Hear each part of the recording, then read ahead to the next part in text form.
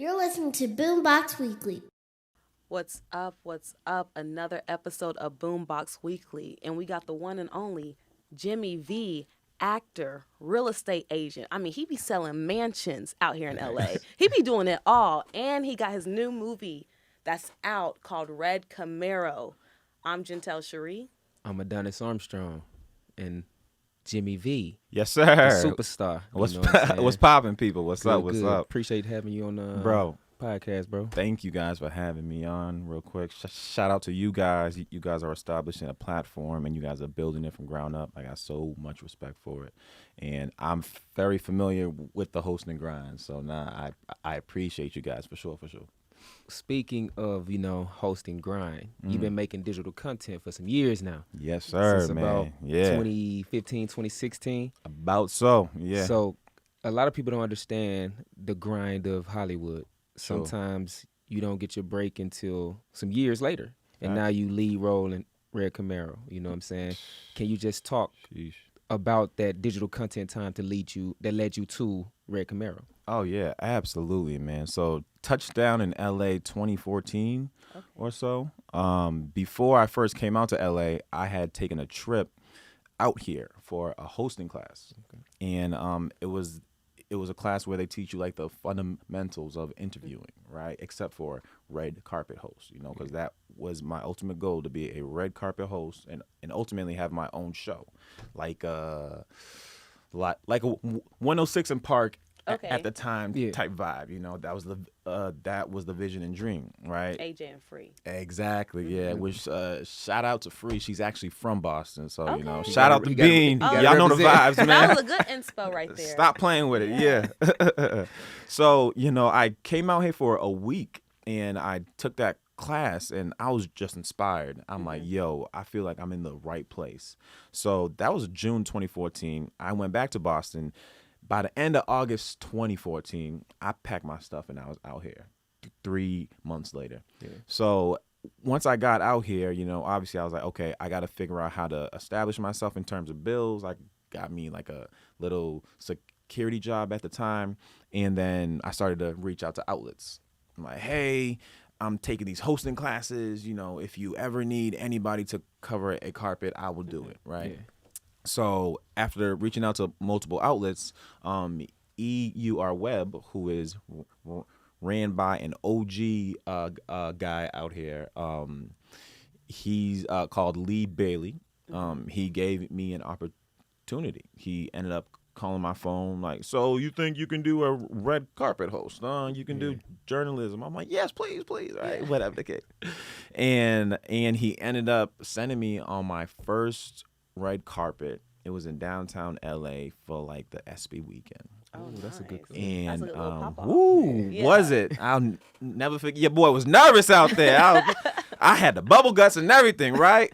But it's like I was there, and it was just one of those things. Like I said I was gonna actually do this, and I'm actually here. So I'll never forget. One of my first few interviews was Lisa Leslie, John, Sally. Wow. They were mad cool. I didn't have no type of lighting. I mean, my camera was all messed up, but they were like they were cool to like they knew I was starting out, and they were just like helping me. Yeah. So in terms of content, that's where it started, because I took that content and then I started to post it specifically for EUR Web. So then after doing that, I started to understand the power of creating content and providing coverage for these events, right? So I also had my own blog that I was like building up at the time, where I was reaching out to anybody that would be willing to sit down with me just to talk about their grind, their journey. So from there, I just kept doing hosting content, and then I ultimately got into the acting space in terms of content, like 2016, 2017, just making my own, because really at that point that was the landscape. Everybody else Content was creators, making their own, right? So so that's when I finally figured out I know how to create content. I know how to make it funny, but in terms of it translating over to actual booking acting jobs, it just wasn't there, right? Even though I know the importance of building your audience, obviously, which you guys know because you guys are on the grind too, the acting grind's a different skill, it's a different muscle. So it wasn't until I pulled up on y'all in Phaedra Harris. Yeah, 2018. 2017, 2018, Yeah. I believe, because we met I met you my first time taking Phaedra, and then I met you my second time, I believe. I think it was all of ours. If I'm correct. Or were we all in? It was the same. It was the same one? 2018. Okay, the same one. So Intro. Yeah. Intro. So I met Kalila the second time around, which I'm sure we'll get into. So yeah, got into acting class, understanding the skill, obviously developing the audition technique and all that stuff, and then wasn't until I ended up getting the audition for Red Camaro from Phaedra actually. And I was able to book that, and here we are. So take us through your process when you got the script. How did you get into that character? Absolutely, because you booked it, so it's like right. let us know the secret, right? The sauce, which is actually wild to say that I actually booked it. That's still kind of that's a trip, man. Yeah. But I got the audition, and it also came with the full script, which was actually dope. Yeah. So obviously, if you guys don't know, any listeners out there, you'll get what's called your sides, and it may be a few pages, or it could be up to 10. Depending on what the role actually calls for. So got the script, and they also gave me. I got the sides, and they gave me the whole script. So I read the whole script, and then I already, based on the first few pages, I was like, this is a dope character. I'm like, yo, I'm stealing cars. I'm out here wilding in these streets. Why not? Yeah. You know what I mean? I'm like, crazy. If there's any time that I can be a car stealer and I don't get arrested for it, let me do it in a goddamn movie, right? So reading the script, the character definitely resonated. He's somebody that grew up in the foster care, right? So didn't have no real mentor, no real parent in his life. So he's just out here on these streets, fending for his life, and he feels the only thing that he's good at is actually robbing cars, right? So when I seen that on script, I was like, okay, bet I got something that I can tap into for sure. And then in terms of actually doing the audition itself, my specific sides that I had, it was sides for when I was interacting with a younger character in the film. His name is Wink, and Wink actually wants to work with me. I'm already doing my thing, and he's like, man, put me on. You know what I'm saying? Yeah. When are we gonna work with one another? Whenever. So based on that audition there, the choice that I made was I approached it as if I was trying to keep him out of trouble because I'm already doing, in a sense, what's not. Yeah. Most OGs right. do that. Right, exactly. Don't follow me. Go do whatever else you could actually do. And then I guess based on that audition tape, the director was feeling me. Yeah, I mean, from the content from 2015, because we actually created some content together. I had you pull up on me, man. Look, we used to be doing some crazy things. We did the Snowfall, Brick by Brick. Oh, yeah, bro. We did the LeBron, It Gotta Be the Shoes. Oh, it's gotta be the shoes. That was a classic too, yeah. Yo, if you guys don't know, Adonis had this beard. He did. Looking like LeBron James Jr. out here, and everybody said it off rip. Off rip. So I was like, why not we feed into what people are already saying about it, which is kind of, Hollywood is just a big old stereotype, but that's another conversation. But I was like, okay, bet. So why don't we make some content around 80s, LeBron James likeness? And I thought the video was funny, bro. Hey, no, it was dope. Know what I'm saying? I had to cut it off because, a powerful person at the time told me to start looking younger so I Right. wouldn't get typecast or get how they say, outgrow my age, because Yeah. I'm a little up there, but some people might think I'm 24, 25. Bro, They- you look 20, okay? And you're still young. yeah. Okay, let's back to Red Camaro. Sure. The first first off, it's been a great year for you. You It's had wild. Mind Over Max and Angie's Cure this year. Yeah. With Red Yeah. Camaro. Can you just tell Yeah. us about the work that led to that? Absolutely, man. And like that's wild too, because it's like everybody's out here. We're always looking for our next job, right? We're like, okay, I feel like I haven't been on set in a minute. I haven't filmed anything. Yeah. And then out of nowhere, 3 projects you've done in the past where you probably forgot about. Pops up. Now, and now they're all dropping within a specific span of time. So now when you start to, market them and you start to put them out, the world is like, you busy out here. Yeah. You working. Yeah, listen, man, it's been slow. Okay, all right. It just looks like that. It just looks like that. But when we come back, we are going to dive in deeper to what you got going on with all those films. And we're going to give a shout out to our proud sponsors, 24/7 Live Culture.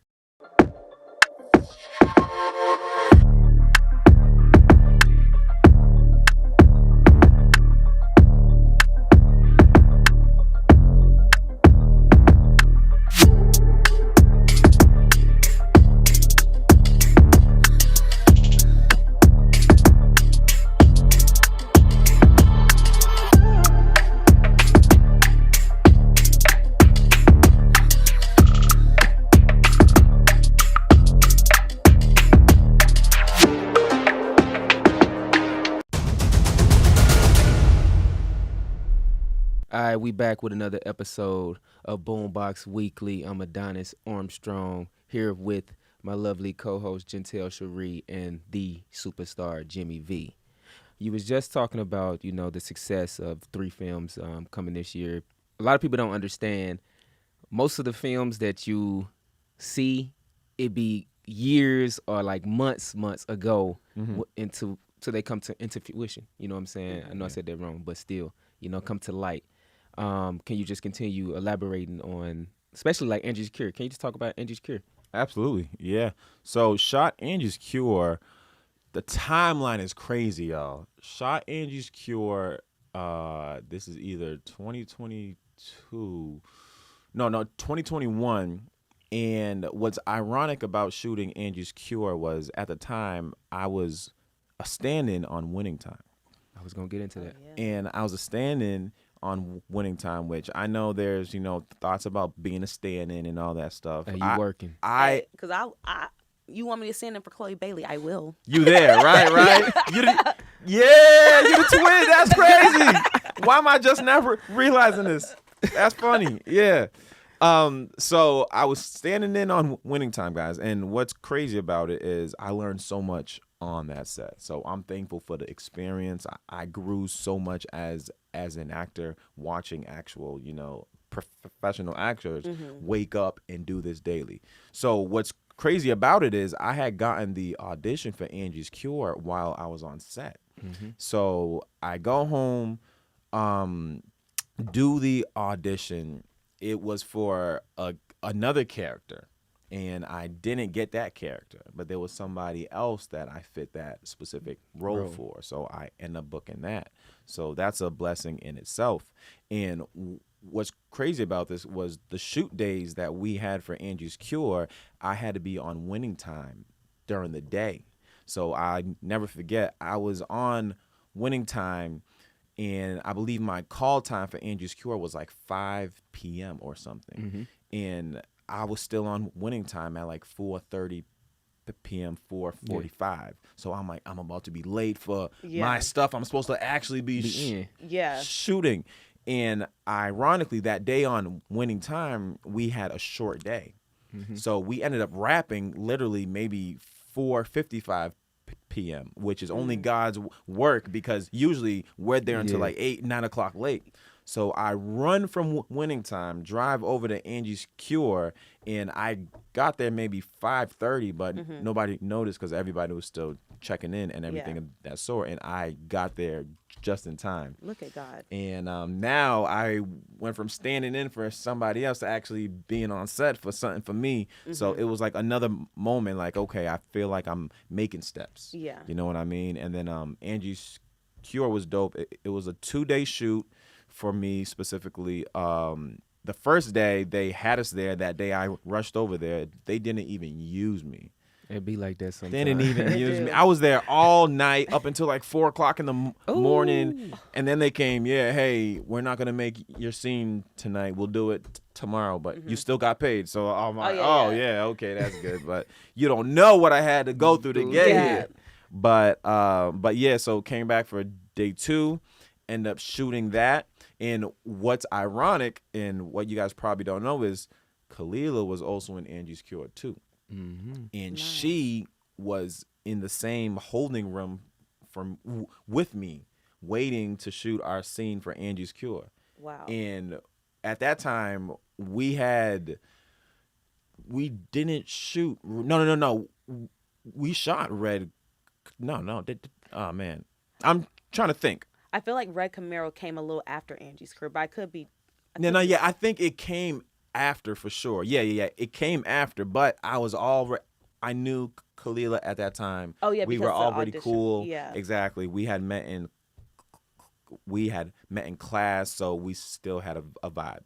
Yeah. So we were there waiting to shoot our scenes, shot them, and then boom, that was it for Angie's Cure. That's cool because like when you look at movies, the actors that we grew up on and we saw them in different movies together, and then like hearing stories like this, how you guys were on the sets together, it's just, it's just cool to see that because it's like it's happening. Right, exactly. And then I was even thinking, even the cast of Angie's Cure, there's some actors on that on the cast list that I grew up watching. Literally, some of my like favorite Essence. Movies. Essence Atkins, who's a beautiful soul. She was in there. I was a huge fan of The Wood. A few of the actors on there was there. Mackin', so like, hanging, Yes. man. So it's like it's even wild now to be able to look at IMDb and look at the cast, and I'm like, wow, that's crazy. And you're a character. I mean, right? Yes. I got a name. Yes. Okay, I'm not guard number 2. I think people don't understand like the struggle in Hollywood sometimes, but it's also like especially Black Hollywood is small. Like you will run into somebody that know somebody. Absolutely. You know what I'm saying? So you always have to be cautious of how you talk to people because you never know who you're talking to out here. Big time. I would, no cap. This past weekend, I got a text from somebody that he was the second AD on Winning Time. Mm-hmm. He texted me this past weekend. Yo, Jimmy, I never knew you knew Kalila. We went to college together. I seen that you guys just did Red Camaro together. I was like, you know her? Wow. So it's like once again, like the 6 degree separation out here is wild. Everybody just knows one another. They do. And then as soon as Red Camaro dropped, it got into the film festival in Las Vegas. Yes. So how was that feeling to like know that you just did a big movie and now it's getting ready to play in Las Vegas in theaters? When I tell y'all dreams come true, I can't even lie to you guys. No, that was just exciting. Obviously, we completed the film. I felt like, okay, we were going to submit to festivals. I was hoping something picks it up, right? And the Las Vegas Film Festival did. So we were ecstatic to even get that accomplishment. Yeah, because it's like festival. It's like a lot of people, like, don't get accepted to festivals. They don't. And then when you do, it's like the word gets out. Yeah. It starts getting out. Then you start getting into more things. You start doing everything. Then you had the drop on Amazon Prime and just keep on rolling. Right. Exactly. So being able to actually go to Vegas, I was there for the weekend. Yeah. It was a dream come true, seeing it on the big screen. What's been really dope was hearing the reaction from the audience itself. Because, I've seen it. There's things that I thought were funny at specific moments, but to hear what people think, and they hear like, oh, y'all thought that was funny? Yeah. Or like, oh, y'all ain't laugh at that? I thought, you know what I mean? Yeah. So you start to like understand like once the project is done and the product is out, now it's just in the hands of the audience. Yeah. And they ultimately dictate, if it's good or not. Yeah. Okay, we're gonna pivot from acting because you have also are on another grind, real estate. Yeah. What Yeah. made you want to get into the real estate game? Absolutely, man. So I got into real estate first, I want to say 2018 or so. And what happened was my family owned our family property back home in Boston. So when everybody moved out to LA, it was vacant. So what we ended up doing was putting a family friend inside there, right? Looking over it, watching over it, making sure everything's good. And then we started to understand real estate more in terms of what a property can be rented out for. So at the time, we were only charging this individual like $500 to stay at the place, which we were like, okay, cool, it's better than being empty. Yeah. But actually understanding that we had a 5-bedroom, 2-bath, and the rental rates in the neighborhood was actually $2,200. We're like, oh, we're leaving money on the table, right? So we ended up speaking with our tenant at the time, who they actually wanted to actually leave, and we ended up renovating it some, right? Making it neighborhood ready, and then we ended up finding a qualified tenant in there, which I was able to go through the whole process of understanding, repairs and finding qualified tenants, vetting them out, looking up their work history and all that stuff, and then ultimately, putting the tenant in there and charging them the neighborhood rent for $2,200. So I was property managing from 3,000 miles away. Yeah. Wow. Right. So it was a mental shift for me. Like, I can do real estate no matter where I am. So then after doing that for a year, one of my mentors was like, listen, you're already doing property management. Why not just get your license? Yeah. And I thought about it, and then I was like, okay, why not? So I studied, passed the test, and then literally right when COVID hit was when I got my license. And what's interesting about that is, if you guys aren't familiar with the real estate market, when COVID hit, interest rates dropped at an all-time low, right? They dropped down to like 2.5. And you could probably get a good deal at that time. You don't understand. You can get a great deal. Yeah. And what's wild is, in the history of interest rates, all right, I'm going to say this slow, because I say this to my clients all the time and they don't understand it. In the history of the world, we've never had interest rates as low as 2.5. Never. Yeah. So we were in a moment in time where you can get the most money from a bank at the cheapest cost. So money was cheap. That's what everybody was saying. But if you don't understand what that means, you're like, what are you talking about? Money's expensive. It's like, no, you can get money from a bank as long as you have the proper qualifications, right? So as I got in the game, I was in it at a time where money was so cheap, houses were being sold left and right, right? So I was able to take advantage of that, and I was able to sell a few properties at that time as my entry into the game. Nice. Okay. Do you feel like you want to venture out international? Well, in the States, or you just want to stick out here to Los Angeles? Oh no, I luckily I've got a fantastic referral network, so which allows me to not only be domestically wise but also international wise, right? I've got partners over in Dominican Republic, right? I've got partners over in Mexico.